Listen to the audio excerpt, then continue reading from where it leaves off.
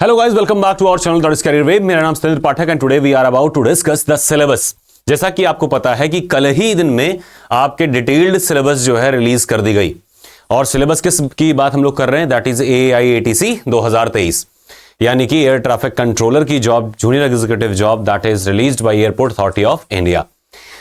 पहले तो यह ध्यान देना होगा कि हम लोग का 4th बैच होगा एयर ट्रैफिक कंट्रोलर को लेकर के, और लास्ट के करीब 3 बैचेस में हम लोगों ने जबरदस्त तरीके से इसका रिस्पॉन्स आप लोग को दिखाया है करके, and you must have been through. तो हमको लगता है कि एक बार सिलेबस डिस्कस करना जरूरी है, और उसके लिए पहला स्टेप यही होता है कि सिलेबस को सबसे पहले आप स्वयं पढ़ेंगे। इसलिए the first slide states read the syllabus. पहले जो सिलेबस रिलीज हुई है उसको आप खुद से पढ़ेंगे तो आपको एक आइडिया लगेगा मोटा मोटा कि क्या कहां कितना है, आपको एक जनरलाइज्ड आइडिया लगेगा। Then afterwards I will be detailing you. Okay, आइए नेक्स्ट पेज पे चलते हैं। नेक्स्ट पेज में ये आपका सिलेबस है जो कि आया है वेबसाइट पर, और is it the photocopy of the last year. एकदम बिल्कुल जैसा था पहले वैसे ही है। ओके, तो देखो क्या है ये क्वेश्चंस जो होते हैं टोटल अपने एग्जाम में, वो आते हैं 120। कितने आते हैं total number of questions asked in our examinations are 120। कितने पूछे आते हैं? 120। Just a second. 120 क्वेश्चन कुल पूछे जाते हैं। इन 120 में से 60-60 करके 2 पार्ट बनाया जाता है, यानी 50-50% का एक पार्ट हो जाता है टेक्निकल और एक पार्ट हो जाता है नॉन टेक्निकल, नॉन टेक, और एक part technical, tech part. Okay, ये 2 पार्ट में 50-50% का वेटेज। अब 120 क्वेश्चन कितने नंबर के? 120 मार्क्स के, 120 मार्क्स के 120 क्वेश्चन, जिसमें 50% दैट मीन 60 क्वेश्चंस होंगे नॉन टेक्निकल और 60 क्वेश्चन होंगे आपके टेक्निकल के। टेक्निकल मींस फिजिक्स और मैथ्स के, ठीक है। और जो नॉन टेक्निकल पार्ट है एज इट इज, जैसे 20 क्वेश्चन आएंगे या 20 नंबर के इंग्लिश से, 15 क्वेश्चन आएंगे आपके रीजनिंग के, 15 आएंगे आपके एप्टीट्यूड के, और 10 आते हैं GA/GS यानी जनरल अवेयरनेस से जुड़े हुए 10 क्वेश्चन जनरल नॉलेज और GA/GK, ये आपके 10 नंबर के आते हैं, ठीक है। और इसके बाद में जो बाकी के 60 क्वेश्चन जो थे, that is from basics of physics. देखो बेसिक्स रहेगा फिजिक्स का, बात ध्यान सुनिएगा, basics of physics and application, क्या है, and mathematics in concept, but application भी। और ध्यान रखना है इस बेसिक्स को टारगेट करके चलिएगा, बेसिक्स ही आते हैं। तो जब भी आप लेक्चर करें तो उम्मीद हमसे ना करें कि एडवांस का हम लोग जो है मेंस लेवल के क्वेश्चन हम लोग कर रहे होंगे। नीट जेई में जो 1 मार्क के क्वेश्चन आते हैं वहां तक हम लोग टारगेट करते हैं, उससे ऊपर नहीं टारगेट करते हैं, ना उससे ऊपर कभी आता है। 2-4 क्वेश्चन जाहिर सी बात है लेंदी आते हैं जो डिटेल टाइम मांगते हैं आपसे, बट मैं आपको यही रिफर करूंगा, सलाह दूंगा कि आप उसे छोड़ के चलेंगे, और अगर आप बेसिक कॉन्सेप्चुअल क्वेश्चन कर ही चुके हैं तो लास्ट में वो क्वेश्चन भी लग जाते हैं। ओके, तो मतलब मोटा मोटा क्या है आपका, फिजिक्स और मैथमेटिक्स दोनों 30-30 नंबर के 30-30 क्वेश्चन आएंगे। यहां मैथमेटिक्स की बात दूसरी है, वो मैथमेटिक्स क्या है, क्वांट है, ठीक है, जनरल एप्टीट्यूड है। और यहां पे मैथमेटिक्स आपका 10+2 मतलब 12वीं नहीं, 10+2 मतलब 11th एंड 12th दोनों से क्वेश्चन आते हैं। 12th का वेटेज फिजिक्स में ज्यादा रहता है, लेकिन फिर भी 11th का पार्ट 1 भी, पार्ट 1 से 2-3 क्वेश्चन, और पार्ट 2 से लगभग 6 क्वेश्चन आपको मिलते हैं, और पार्ट जो 11th का है उसका पार्ट 1 से लगभग हमको मिलता है 8 से 9 क्वेश्चन, और 12th पार्ट 2 से आपको मिलते हैं लगभग, हमको लग रहा है 6-7 क्वेश्चन तो मिलते ही, यानी ओवरऑल 30 क्वेश्चन कुछ इस तरीके से डिस्ट्रीब्यूटेड रहता है, जिसमें 15+ क्वेश्चन 12th से, और लगभग हमको लगता है 13+ क्वेश्चन जो होते हैं वो 11th से लगभग रहते हैं। इसके लिए आप क्वेश्चन पेपर डाउनलोड कर सकते हैं हमारे ही चैनल से, वहां पे सारे शिफ्ट के पेपर आपको मिल जाएंगे। अगर नहीं मिल रहे हैं टेंशन मत लीजिएगा, हम एक साथ में सारा का सारा दोबारा से डाल देंगे, आप वहां से देख पाओगे। ओके, और एक चीज और सलाह रहेगी कि आप मेन चैनल पे इधर उधर के लिंक पोस्ट करने से बचिए, ठीक है। अब देखिए मीडियम ऑफ पेपर जो होगा हिंदी और इंग्लिश दोनों मीडियम का रहेगा, और साथ साथ में ध्यान रखना है कि आपको कोशिश करनी है इंग्लिश मीडियम से ही करें काम, ठीक है। हिंदी मीडियम क्वेश्चन को अवॉइड करें, ज्यादा बेटर है। लेकिन हाँ, एग्जाम में हिंदी जैसे यूज कर लें रीजनिंग वगैरह में, तो देखते ही वर्ड अपने आप आंसर आ जाते हैं कई क्वेश्चंस के रीजनिंग में, ठीक है। तो हेल्प ले सकते हैं, पर पढ़ाई अपनी इंग्लिश ओरिएंटेड थोड़ी करेंगे, ज्यादा बेटर रहेगा। अब कैसे काम करना है, पहली बात तो यह है कि अपने सब्जेक्ट को, अपने किसी भी सब्जेक्ट को 4 पार्ट में डिवाइड कर दीजिए। 4 पार्ट कैसे, देखो, एक तो रहेगा आपका 11th, ठीक है, और एक रहेगा 12th, और दोनों में 2-2 पार्ट होंगे। 11th में पार्ट 1, पार्ट 2, और 12th में भी पार्ट 1 और पार्ट 2। जैसे अभी फिलहाल के लिए हम बात करें अगर फिजिक्स की, तो लास्ट 2 ईयर्स से सबसे ज्यादा वेटेज जो मिल रहा है वो 12th का मिल रहा है, और पार्ट 1 से भी काफी क्वेश्चन मिले हैं, पार्ट 2 से भी क्वेश्चन मिल रहे हैं। क्या बात समझ में आ रही? तो आप इन दोनों को भी आपको टारगेट करके चलना है, लेकिन आप कोशिश करें कि 11th का पार्ट 1 जहां से हम लोगों ने अपने कोर्स को स्टार्ट किया है इसको कवर करेंगे विद इन 10 डेज, ठीक है, 10 to 12 डेज में ये कवर करेंगे।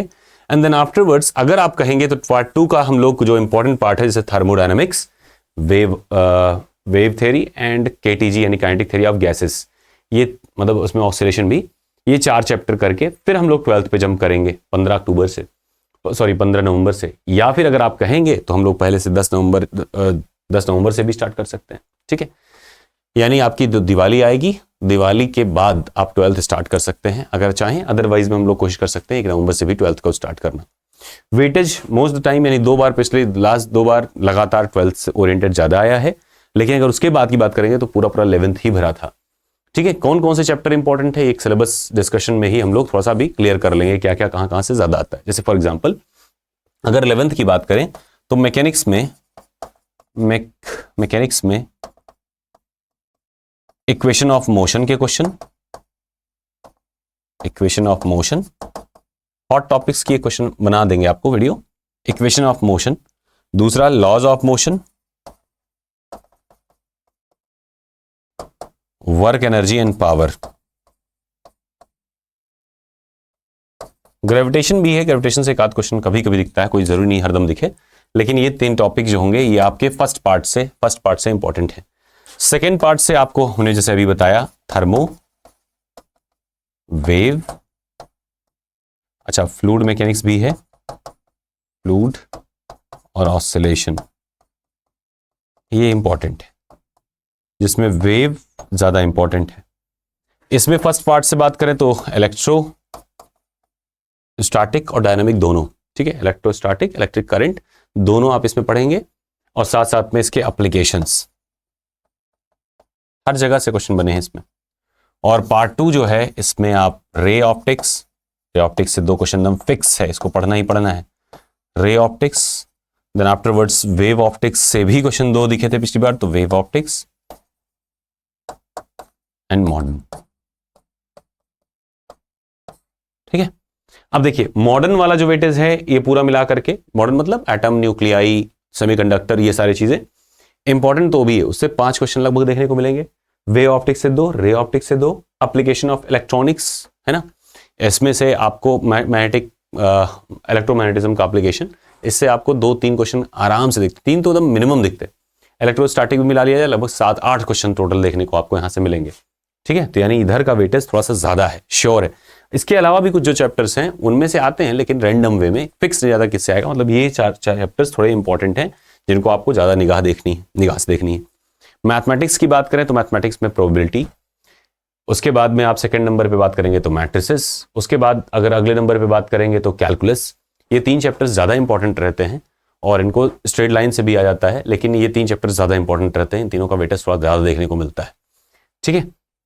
आगे बात करते हैं पार्ट वेटेज की। पार्ट वेटेज में जैसे अगर 11th की बात करें, 12th की बात करें तो 12th लगभग 60 to 70% रहा है, 60 से 70% हर बार रहा है सिलेबस में, और लगभग ये समझ लीजिए कि 30 to 40% 11th का वेटेज रहा है। फिजिक्स की बात ये हो रही है, और मैथ्स चैप्टर वाइज हम लोग डिस्ट्रीब्यूट कर सकते हैं, ना कि इस तरीके से डिस्ट्रीब्यूट कर सकते हैं।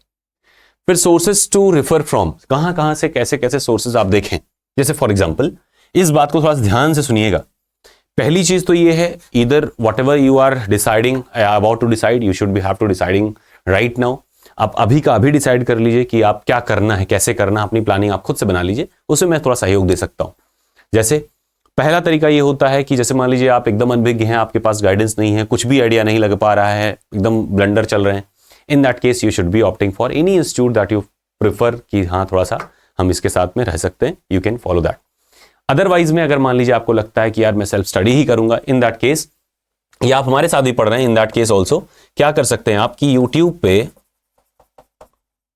पे कुछ 1-2 चैप्टर्स अगर प्रॉब्लम है, if you have doubt in only few chapters, 1, 2 या 3 चैप्टर में केवल ज्यादा दिक्कत है, तो उन 3 चैप्टर्स का आप वीडियोस देख सकते हैं नीट जेई के।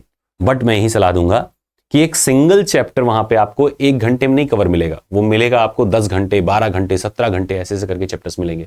और उतने घंटे अगर आपने दे दिए तो ना तो प्रैक्टिस होगी, ना कॉन्सेप्ट क्लियर होगा, आप परेशान हो जाएंगे। 1 चैप्टर की बात होगी शायद आप पढ़ पाए, लेकिन एक चैप्टर कम से कम हफ्ता भर लेके जाएगा, आपको फिजिक्स भी पढ़नी है, मैथ्स भी पढ़नी है, तो दैट इज क्वाइट इम्पॉसिबल। तो इसीलिए कोशिश करिए यूट्यूब उतना ही, जब एक आध दो चैप्टर की बात हो तभी यूट्यूब आप सारा लें, अदरवाइज में कोशिश करें कि किसी अच्छी बुक से रेफर करें। जैसे फॉर एग्जाम्पल बुक अच्छी की अगर बात करें तो NCERT, सेकेंड नंबर पे आपकी आती है अरिहंत की exemplar and objective, NCERT objective,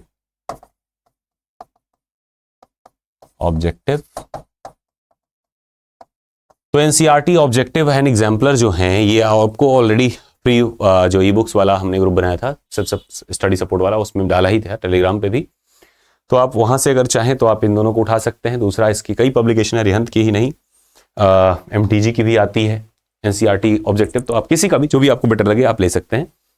इसके अलावा क्या है, कैरियर वेव पे भी कुछ बुक्स पढ़ी हैं, कैरियर वेव की प्रैक्टिस वाली, तो कैरियर वेब पे तो आपको वैसे अगर आप हैं तो हमको लगता है कि कोई भी बुक आपको अलग से लेनी चाहिए, क्योंकि आप देखोगे कॉन्सेप्ट क्लास में और डिस्कशन क्लास में लाके NCERT सारा सॉल्व करा देते हैं, और उसके बाद में ज़्यादातर क्वेश्चन उठा लेते हैं नीट के भी 1 मार्क्स के, तो आपको ऐसा लगेगा कि लगभग सारा का सारा जितना भी है दायरे में वो वैसे ही आपको प्रैक्टिस हो गया। इसके बाद असाइनमेंट में क्वेश्चन जो होते हैं 10 ईजी रहते हैं, 10 ऐसे रहते हैं थोड़ा सा आपको चैलेंज करें, ठीक है, तो बहुत ज़्यादा हेडेक नहीं लेना उसके लिए, 10 क्वेश्चन रहेंगे उसमें टफ हमेशा, नहीं तो आप सारा सारा कर लोगे, ओवर कॉन्फिडेंस में आ जाओगे, है ना, फिर गोले मारोगे कि हमसे तो हो जाता है, मैं ही अपुनिश भगवान है, तो ऐसी वाली फीलिंग हानिकारक होती है। इन दैट केस आप कोशिश करेंगे कि आप उसको सॉल्व करें जितना हो जाए, जो नहीं हो रहा है उसको आप स्क्रीनशॉट लेंगे, आप सर्च करेंगे गूगल पे तब भी मिल जाएगा, आप खुद से सर्च करेंगे तब भी मिल जाएगा, थोड़ा सा अगर कूल होकर देखेंगे तब भी आइडिया लग जाएगा कि हो कैसे रहा है, और अगर नहीं आइडिया लग रहा है तो डिस्कशन क्लास होने से पहले अगर आप भेज देंगे तो उसको डिस्कशन क्लास में हम लोग इंक्लूड करके आपको बता देंगे। Next thing is there are mocks basic और एडवांस, कॉमन कैडर से कंपेयर ना करें, ऑल दो कॉमन कैडर को लेके कई जगहों पे हमने मैसेजेस देखे, लेकिन हाँ देख लीजिएगा उसमें हर मॉक में 1-2 क्वेश्चन में ऐसे एरर्स आ ही जाते हैं, आप अगर कोशिश करेंगे। लेकिन अगर इसकी बात करें ATCs की, तो ATCs हमारा ये 4th बैच है, तो वी हैव रिवाइज आवर जो test series I think 3 to 4 times in each of the batches, 3-4 बार करेक्शन में हो चुके होते हैं, तो इसमें एरर्स आने की संभावना ना के बराबर रहती है। तो ATC की जो टेस्ट सीरीज रहती है, हाँ ऑल दो मैं कभी भी नहीं कहूँगा कि आप अपने मेरे दबाव में आकर कोई चीज़ काम करें, कोई एक्शन लें, आप चाहें तो अपने रिकॉर्ड्स देखें, अपनी एनालाइज, अपनी इवेल्युएशन करें। बाकी आपको बहुत सारे प्लेटफॉर्म मिल जाएंगे जो 1000 रुपये, 500 रुपये, 700 रुपये, 2000 रुपये में पढ़ा रहे होंगे, और हो सकता है आपको बेटर भी लग रहे हो, तो आप वहीं पे रिफर कर सकते हैं, इट्स अप टू यू। अगर आप कैरियर वेव के साथ जुड़ रहे हैं तो कैरियर वेव आपको हर एक टॉपिक पे आपको ई बुक देता है, फिर असाइनमेंट देता है, फिर कॉन्सेप्ट क्लास देता है, फिर डिस्कशन क्लास देता है, लाइव में भी, रिकॉर्डिंग में भी, और प्लस आपको नॉन टेक का भी पूरा सपोर्ट देने की कोशिश करता है। मटेरियल सपोर्ट पहले पूरा था, अभी तो सुपर 50 में आपको वीडियो लेक्चर का भी सपोर्ट है। देन आफ्टरवर्ड्स आपको मॉक्स भी देता है, मॉक्स ऐसे वैसे नहीं, आपको फुल मॉक के साथ साथ सेक्शनल मॉक चैप्टर वाइज भी देता है, फिर उसके बाद मिक्स टेक्निकल वाला अलग से देता है, फिर आपके सुपर 50 में सबमिट करने का असाइनमेंट ऑप्शन रहता है जो कि रैंडमली चेक भी होता रहता है, उसी हिसाब से इवैल्यूएशन की लिस्टिंग करी जाती है। तो through out the process even आप क्वालिफाई करेंगे जैसे ही रिजल्ट, उसके बाद जब तक आप सेलेक्ट नहीं हो जाते, फाइनल ज्वाइन नहीं कर लेते, तब तक आपको असिस्टेंस भी मिल जाता है। हर जगह पे जहाँ जहाँ आपको दुविधा खड़ी होगी, कोई नहीं बता पाएगा यहाँ असली सोल्यूशन क्या है, वहाँ पे भी आपके पास सोल्यूशन एक रहेगा। जैसे मान लीजिए इन केस आपके पास में कोई लिंक ऐसा कुछ नहीं है जहाँ से आप रेफर कर पाएं, in that case carrier wave आपको शुरू से लेकर लास्ट तक लेके जाता है। और ये हम मान के चलते हैं कि अगर आप 13 लाख की नौकरी की आशा कर रहे हैं, सपना कर रहे हैं, 2 महीने की बात है, तो यू शुड बी इन्वेस्टिंग। जब तक आप किसी चीज़ में वैल्यू नहीं देखेंगे तब तक आप उसकी कदर कर ही नहीं पाएंगे। And every value has some dedication, some sacrifice, और जब तक आप किसी चीज़ पर कुछ सैक्रिफाइस नहीं करने को तैयार होंगे तब तक वो चीज़ मिलेगी नहीं। एक छोटी सी स्टेटमेंट है कि किसी भी जॉब की जब तक तैयारी आप कितना भी कर लो, जब तक आप उस जॉब के या उस परिस्थिति के योग्य अनुकूल नहीं होगे, पूरी यूनिवर्स आपको वो जॉब पाने ही नहीं देती। You get my point? यानी आप देखोगे कई बार आप तैयारी कर रहे होगे, बहुत योग्य होगे, लेकिन जॉब नहीं निकल पाती है, वहां पे किस्मत आपको पीछे हटा देती है। तो ध्यान रखें, कहीं ना कहीं अनुकूलता में कमी रह जाती है, या आप उस जॉब के लिए बने ही नहीं होते हो, ठीक है, या आपके लिए कोई लाइफ बेटर अपॉर्चुनिटी लेके आ रही होती है, तो हम लोग नहीं देख पाते हैं अंधेरे में। तो इसीलिए ये है कि जब भी किसी चीज़ को देखें तो उसका वैल्यू पहले खुद से करें, पहले समझें कि आप किस जॉब की बात कर रहे हैं। अगर आप BSc करके या कोई भी BTech करके या लेटरल एंट्री से आपने जॉब करी है, आपको आइडिया नहीं है, तो एटलीस्ट एक दिन दीजिए, बढ़िया समझिए कि मेरत्ना कंपनी कैसे काम करती है, AI में जॉब कल्चर क्या है। इधर उधर यूट्यूब वीडियोस देखने से काम नहीं चलेगा, आपको थोड़ा सा एनालाइज खुद से करना पड़ेगा कि आप किस जॉब की, किस एटमॉस्फेयर की बात कर रहे हैं, और उस एटमॉस्फेयर के लिए क्या कॉस्टिंग होनी चाहिए। जैसे आपने देखे होंगे इंजीनियरिंग कोर्सेज बहुत सारे कॉलेजेस कराते हैं, कुछ कॉलेज होते हैं 2 लाख, 2.5 लाख, 3 लाख तक चार्ज करते हैं, उस टाइप का एटमॉस्फेयर देते हैं। कुछ ऐसे होते हैं कि आप उनके यहाँ 30,000 दीजिए, उसके बाद अगर मन करे तो जाके सेमेस्टर दे दीजिए, अदरवाइज में कोई दिक्कत नहीं, वहां से भी इंजीनियरिंग हो जाती है, लेकिन आप उसको प्रेफर नहीं करते। तो दैट मीन्स कि एवरीथिंग हैज अ प्राइस। अगर आपको उसमें क्वालिटी चाहिए, अगर आप एक बुक लेने जाओगे ना तो आपको तमाम पब्लिकेशन की मिलेगी, कुछ ऐसी होंगी जो 50-60 रुपए मिल जाएगी, लेकिन आप वो लोगे नहीं क्योंकि वो आपके काम नहीं होगी। और आपको ज्यादा इंपॉर्टेंस किसकी है? समय की, कि समय रहते सिलेबस समय से कवर हो जाए, और सही इंफॉर्मेशन के साथ में एक अनुभवी एटमॉस्फेयर पे जो उसी चीज को टारगेट करता हो जिसकी आप तैयारी कर रहे हो, थोड़ा सा ट्रस्ट रहे, आपको खुद पे भी भरोसा आ जाए, इस तरीके से आपको काम करना होगा। हमें पता है कि इस कमेंट सेक्शन में कैसे कैसे कमेंट इस वीडियो के आएंगे, फिर भी मैं ये चीज कह रहा हूं आप लोगों से, क्योंकि बात 2 महीने की है और अभी तो आपको समय लग रहा है, लेकिन एक्चुअल में समय आपके पास में है नहीं। आप लेट लतीफ कर रहे हो। मैं देख रहा हूं ना मेरे पास कितने मैसेज पड़े हुए हैं कॉल्स के कि सर आप महंगा दे रहे हो, ठग रहे हो, ऐसे ऐसे करके कमेंट्स आते हैं, और मैं बहुत हम्बली उनको रिप्लाई भी करता हूं, बात भी करने की कोशिश करता हूं कि भाई ऐसे क्यों आप सोच रहे हो। जहां तक बन पड़ता है सपोर्ट भी करने की कोशिश करते हैं। JECC 999 के कूपन कोड भी अगर आप उसको यूज करते हैं तो वैसे भी 1000 रुपए आपको डिस्काउंट हो जा रहे हैं अगर आप कॉमन कैडर में थे। पुराने बैच यानी इस 2023 वाला जो ATC बैच में आप थे तो आपसे एक भी पैसा नहीं चार्ज किया गया है, सभी को फ्री में एक्सेस दिया गया है। मतलब 21 फेब के बाद वाले जितने बच्चे बैच में लिए थे उनको नया बैच फ्री में दिया गया। तो लगभग अगर आप देखोगे बैच में क्राउड 80% फ्री वाली हो जाती है। अब अगर 20% से भी कॉस्टिंग नहीं आएगी तो फिर चलेंगे कैसे, हम सर्वाइव कैसे करेंगे। और दूसरी बात, हम कंटेंट से क्वालिटी से कंप्रोमाइज कर ही नहीं पाते। अगर वैसे करना होता तो कब का कर चुके होते, और शायद फिर आपके सामने ऐसे खड़े भी नहीं होते। कहीं ना कहीं आपका भरोसा ही तो हमको खड़ा रखा है, और भरोसा आपका आता है जब हम लोग सिलेक्शन देते हैं। जिस दिन आपके पास में ऐसे रिजल्ट आएगा ना कि यार मैं सेलेक्ट हो गया हूँ, पहला कॉल आपका हमारे पास आता है कि सर क्वालिफाई कर दिया है, ठीक है, पक्का है, हो जाएगा। उसके बाद अलग बात है कि फिर इतनी इज्जत मिल जाती है समाज में, धीरे धीरे आप हमें भूल जाते हो, पूरा समाज आ जाता है, फिर कहते हो फीस तो दिए थे ना तो इंटरव्यू क्यों दें। वो अलग सिनेरियो होता है। लेकिन आपसे ज्यादा खुशी हमें होती है जब आप कोई क्वालिफाई करके हमें अपना फोटो भेजते हो। हालांकि ज्यादा लोग नहीं भेजते, कुछ एक दो बच्चे ऐसे भी हैं जो हमसे नहीं यूट्यूब से पढ़े हैं, मतलब यूट्यूब में हमारे यूट्यूब से पढ़ाई करे, कई जगहों पे गाइडेंस ली, और उसके बाद भी उन्होंने फोटो भेजा, सर ब्रोशर में मेरा नाम डालिए। मैं मतलब अपनी तरफ से भेज रहा हूँ, ये मुझे चाहिए इसीलिए मैं भेज रहा हूँ। और कुछ ऐसे बच्चे हैं, कुछ क्या ज्यादातर ऐसे बच्चे हैं जो पढ़ाई किए लेकिन आज तक फोटो नहीं भेजे हैं। तो मैं आग्रह करता हूँ, नंबर तो मुझे मिल जाता आपका आपके फोटोज मिल जाते हैं, आप लोग भेज ही देते हो, लेकिन दिक्कत यह है कि आप लोग बाद में फोन नहीं अटेंड करते हो। कोशिश करिए इस टाइम पे अगर भेज पाएं तो ये शायद बाकी बचे हुए बच्चों को या अगले बैच के बच्चों को सादा मोटिवेशन देगा कि whatever I am saying that is true. तो वही आग्रह रहेगा। और कुछ तो बच्चे इतने ज्यादा डेडिकेटेड थे कि सर आप एक बार कहिएगा तो सही, मैं आऊंगा, मैं सबके जैसा नहीं हूं। और मैं देख रहा हूं कि काफी बच्चे मिसिंग हैं इस समय, और मैं मिस आउट कर रहा हूं आप लोगों को। कॉल भी कुछ लोगों को किया था लेकिन नहीं रिस्पॉन्स आया है, एक दो से आया भी है। सो एक छोटा सा इंटरव्यू सेशन करें और वो ज्यादा गाइड करेगा नए बच्चों को, और प्लस थोड़ी सी कॉन्फिडेंस उनकी हम में और हमारे उनमें आएगी, तो हम लोग ज्यादा बेहतर तरीके से काम कर पाएंगे और शायद बेहतर रिजल्ट दें पिछली बार से भी। तो कुल मिला के सारांश में बात जो थी तो बात प्रवचन वाली हो गई, जो कमेंट आप लोग करने वाले हो उसका रिस्पॉन्स था। बाकी जो मोटी मोटी बात यह है कि सिलेबस एक बार कायदे से पढ़ें। नॉन-टेक का सिलेबस लगभग कॉमन कैडर जैसा ही रहता है हर बार। टॉपिक्स क्या क्या रहते हैं वो मैं आपको बता दूं। जैसे देखो, अच्छा इसमें मैंने फिजिक्स को लेकर के तो बता दिया, मैथ्स को लेकर के देख लो एक बार। मैथ्स को लेकर के, मैथ्स में RD शर्मा भी इंपॉर्टेंट है, ठीक है, NCERT, लेकिन बेसिक वाले, ठीक है, डेरिवेशन वाले नहीं। और बाकी अरिहंत की एग्जाम्पलर तो ही है,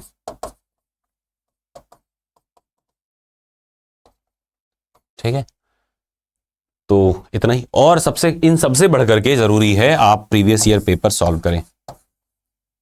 प्रीवियस ईयर क्वेश्चंस आप पहले नंबर पे लगाएं और सॉल्व करें, then afterwards whatever you like you can do.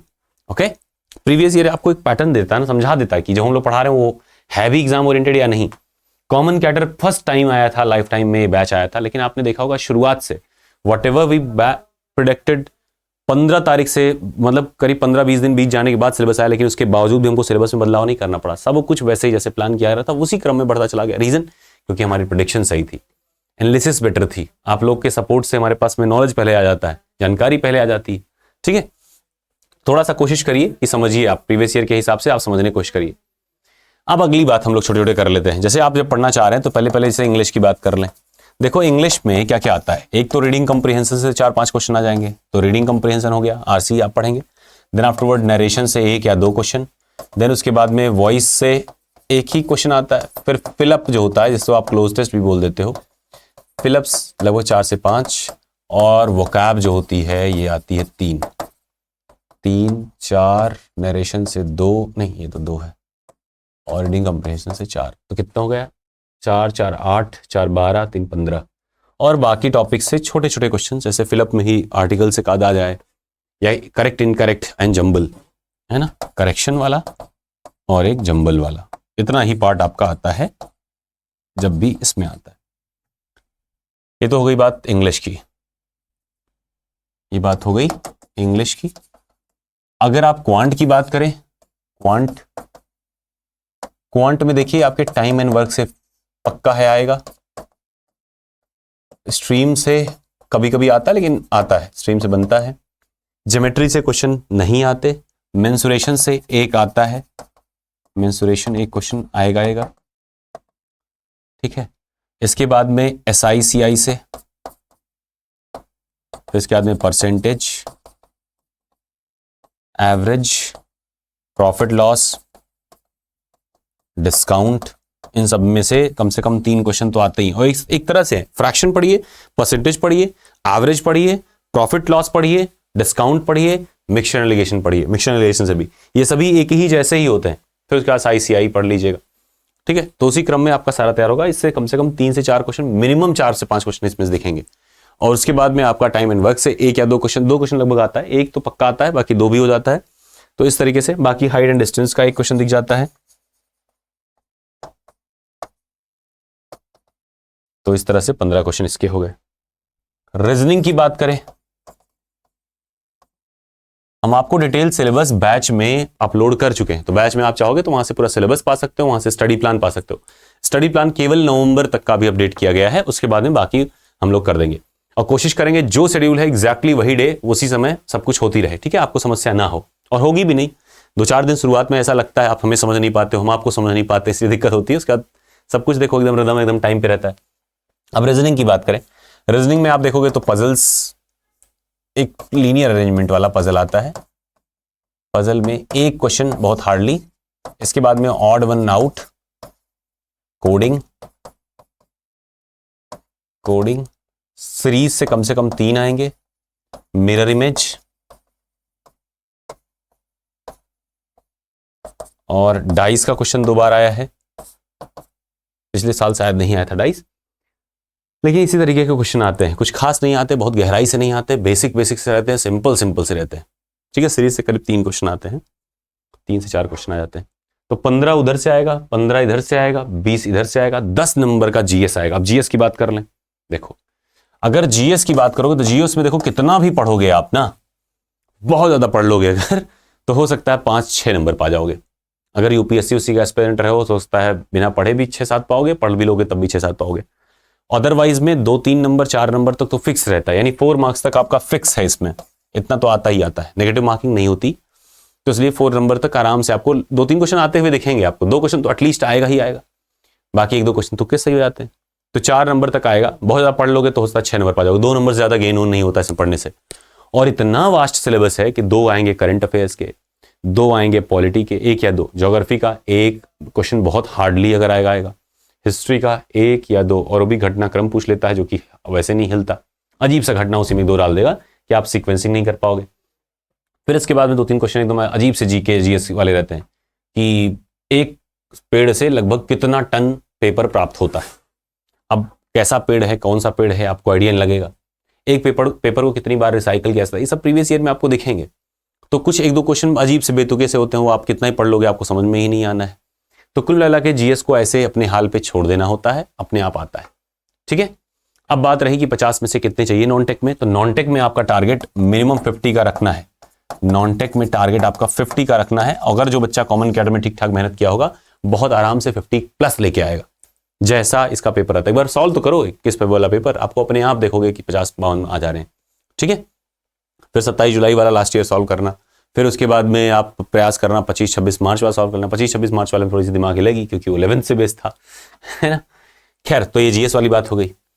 ये थोड़ा सा हमारा ब्रोशर पड़ा हुआ है इस पे, कैरियर वेव वाला, जो कि आप टेलीग्राम में पहले से पढ़ चुके होंगे। Committed mentors, 100% syllabus cover, visualisation, concept notes, mock test. ये तो छोटी सी बात है, इतना चीज दे देते हैं ना कि उसी में आप लोग उलझ जाते होगे। कंप्लीट हैंड होल्डिंग, तो ये तो लास्ट में उन्होंने लगा दिया है। So last but not the least, अपने आप पे भरोसा रखें। एक बार की बात है, एक बार की बात है, केवल 2 महीने की बात है। और हम आपको बताएं 20 दिसंबर के आसपास, 20 से 25 दिसंबर के आसपास आपका एग्जाम प्रस्तावित है और लगभग उसी के आसपास होगा। मुझे एग्जैक्ट डेट के आसपास आइडिया तो नहीं है, लेकिन इसी के आसपास में ही आपके एग्जाम हो जाएंगे। कभी ऐसा नहीं रहा कि एटीसी का सिलेबस इतने जल्दी आया हो, मतलब फॉर्म भरने से पहले ही आ गया। तो बहुत मूड में है वो, पहले नोटिफिकेशन इसीलिए दिए हैं ताकि आप बाद में चिल्लाओ नहीं कि देखो टाइम नहीं मिला, तुरंत एग्जाम ले लिया। तुरंत ही एग्जाम होगा। 30 नवंबर को आपका फॉर्म का डेट लास्ट होगा, उसके पहले ही आपका एग्जाम डेट हो सकता है घोषित हो जाए कि फला तारीख को एग्जाम है। समय नहीं है, और समय से आप शुरू कर लेंगे, अगर बेहतरीन तरीके से थोड़ी सी पढ़ाई कर लेंगे। और कुछ भी पेपर में ऐसा नहीं है कि बहुत कठिन वाली बात है या बहुत गहराई से पढ़ना है। नॉन टेक अगर आपका ठीक ठाक है, टेक हम ठीक ठाक करा देंगे और एकदम सीधा जॉब मिलेगी और एकदम जबरदस्त की जिंदगी होगी। पूरा खानदान सुधर जाएगा, आसपास के लोग सुधर जाएंगे, दोस्त यार की जिंदगी बदल जाएगी, क्योंकि सबकी अपेक्षाएं आपसे हैं, आपकी अपेक्षाएं सबसे हैं। और एक जो पॉजिटिव वाइब पूरे फैमिली में, एटमॉस्फेयर में फैलता है ना, उसकी कोई बात नहीं होती है ना। तो जितने लोगों के जीवन में संघर्ष है, इसके अलावा कोई भी इजी एग्जाम नहीं है। जनवरी फरवरी तक समझ लीजिए आपका जनवरी पूरा बीतते बीतते रिजल्ट आ चुका होगा, फरवरी बीतते बीतते आपकी डीवी और ज्वाइनिंग हो चुकी होगी। समझ रहे हैं, फरवरी तक आप किसी ना किसी ट्रेनिंग सेंटर पे होंगे, ये गारंटीड है। अगर सब कुछ ठीक ठाक चला जैसे चलना है, विद इन 4 to 5 मंथ आपके पास में जॉब होगी। ऐसा कोई भी ट्रेड, कोई भी सेक्टर नहीं जो इतना जल्दी करा दे।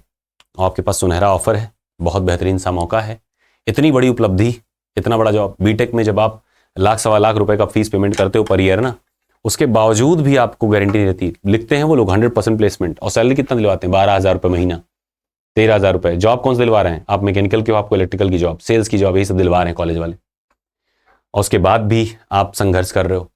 तो ये तो सब छोटा सा एक इंस्टीट्यूट है। हम जस्टिफाई नहीं कर रहे हैं कॉस्ट को, हम कॉस्ट को अपने मेहनत से जस्टिफाई कर रहे हैं और आपको बता रहे हैं कि सेक्रीफाइस नीडेड है। थोड़ी सी आपको साथ सपोर्ट हमें देना पड़ेगा। अगर आप नहीं देंगे तो फिर हम सर्वाइव नहीं कर पाएंगे। अगर 80% बच्चा हमारे सारे बैचेस का ऐसे ही एक्सेस ले रहा है, तो हम 20% जो आ रहे हैं उनसे हम कोशिश करेंगे कि वो थोड़ा सा ये बात समझ के आए, क्योंकि वो बच्चा भी फ्री में नहीं आया, वो भी कभी दिया है, लेकिन अलग बात है उस बार नहीं हुआ तो इस बार तो लेगा ही। और हमारी कमिटमेंट ये आपसे रहती है कि हमारे साथ जुड़े हैं तो हम कोशिश तो करेंगे ही लास्ट तक आपको सिलेक्शन दिलवा के ही जाए। कॉमन कैडर में भी हमने डिस्काउंट कर ही दिया, 3,000 का बैच था, 1,000 वैसे भी ऑफ कर दिया, तो आपका ओवरऑल बैच का प्राइस कितना हो गया? 2,000 हुआ। और जो आपने परचेज किया था उसमें भी कूपन लगाया था, तो 1,000-1,500 का आपका कोर्स रहा, उतने का सभी लोग देते थे। ठीक है, तो अगर आप वैसे ठंडे दिमाग सोचोगे तो आपको दिखेगा कि कोई भी ऐसी प्रॉफिटेबल नहीं है जो आप कमेंट उल्टे से कर देते हो। बस इतनी सी आग्रह है कि कोर्स नहीं लेना है मत लीजिए, समझ में नहीं आ रहा है सीधे फोन करके जो मन करे वो बोल दीजिए हमको, लेकिन कोशिश करिए इधर उधर उल्टे सीधे आप बहुत अपशब्द वाले टोन्स मत यूज करिए, क्योंकि ये आपको आगे बढ़ना है ना, आपको आगे बढ़ना है। तो जाहिर सी बात, थोड़ा सा अगर आप पढ़ के एक बार देखोगे ना तो आपको लगेगा यार सब कुछ तो यही था। और अगर आप पढ़ोगे नहीं करोगे तो आपको दिखेगा, जब आपने क्लास ली ही नहीं तो आपको कैसे पता क्लास से क्वेश्चन फंसे हैं कि नहीं? समझ रहे हैं बात को? जब आप क्लासेस अटेंड करेंगे, जब आप कंटेंट्स खोलेंगे, मैं देख पा रहा हूं कि आपने केवल 3 PDF डाउनलोड करी है, केवल 6 लेक्चर्स देखे हैं, फिर आप कह रहे हैं मुझे प्रॉफिट ही नहीं हुआ कॉमन कैडर से, तो उस पर मैं क्या कमिटमेंट दूं, क्या आपको जवाब दूं? मुझे खुद नहीं समझ में आता है कि बच्चा जो है केवल 6 PDF अभी तक डाउनलोड किया, पता नहीं वो भी पढ़ा होगा कि नहीं पढ़ा होगा, क्लासेस 3 ही 4 देख रहा है। तो ऐसे में क्या हम आपको कहें? या आपके जवाब ऐसे आते हैं कि सर मैं पढ़ ही नहीं पाया तो अब रिफंड कर दीजिए। ऐसे बेतुके सवालों से बचें, थोड़ा सा रिस्क लें लाइफ में, इतनी सारी ली है, पूरी जिंदगी नरक बन गई है, तो थोड़ा सा और नरक सही 2 महीने का, एक अच्छी जिंदगी दीजिए अपने आप को, अपने घर वालों को, अपने आसपास के लोगों को, दोस्तों को। थोड़ा सा मुस्कुराइए, है ना, हम ही मुस्कुरा लें आपके लिए कहिए, लेकिन जो भी आपकी मलाल हो, भड़ास हो, आप निकाल दीजिए, कॉल करके जो मन करे बोल दीजिए, लेकिन 2 महीना आप दे दीजिए कायदे से, और आपकी जिंदगी सफल होगी, जॉब लगेगी। उससे ज्यादा खुशी हमें कभी नहीं मिलेगी। फिर हम इसे आएंगे छपवाएंगे फिर से कि 80% 90% सिलेक्शंस, 95 आउट ऑफ 110, ऐसे ही हम फिर इस बार छपवाएंगे, और वो कोई नहीं हमसे छीन सकता। क्या बात समझ रहा है? और वही हमारी उपलब्धि होगी। तो आपका सिलेक्शन हर हाल में होना चाहिए। आपको जहां बेटर लगे कि सर ये चीज में गड़बड़ी है, ये चीज ऐसे होना चाहिए, नो डाउट आप तुरंत हमें सजेस्ट करिए। जो भी आप जितने भी जो हमारे साथ में समय से देख रहे हैं वो देख रहे होंगे कि आप एक बार सजेस्ट करते हो सर इस तरह से किया जा सकता है तो ज़्यादा बेटर रिस्पॉन्स आएगा। तो हमने वो चीज़ करा है और कोशिश करते हैं, अगर 10 की चीज़ है हम 15 लगाने की कोशिश करते हैं कि कोई बात नहीं, मैं जॉब कर रहा हूँ, मेरी सैलरी आ रही, मैं उसको भी इसी में इन्वेस्ट करता हूँ, सो दैट क्वालिटी ऐसी रहे कि जब कोई बच्चा ले रहा है तो उसको जॉब मिले, उसको आउटपुट तो मिलना ही चाहिए। ठीक है, और आउटपुट नो डाउट हम आपको दिखाएंगे। बस आपको करना क्या है, स्टार्ट कर देनी है, चाहे सेल्फ स्टडी कर रहे हैं, चाहे आप कोर्स से स्टडी कर रहे हैं, चाहे आप कोई मटेरियल इधर उधर से लेकर के स्टडी कर रहे हैं, बस आप शुरू कर दीजिए। 2 महीने की बात है, 2 महीने भी अब नहीं है, ठीक है, 50-55 दिन है, और उसको पढ़ना शुरू करिए। और नो डाउट सक्सेसफुल आप होंगे तो खुशी हमें भी होगी, आपको भी होगी, हर किसी को होगी।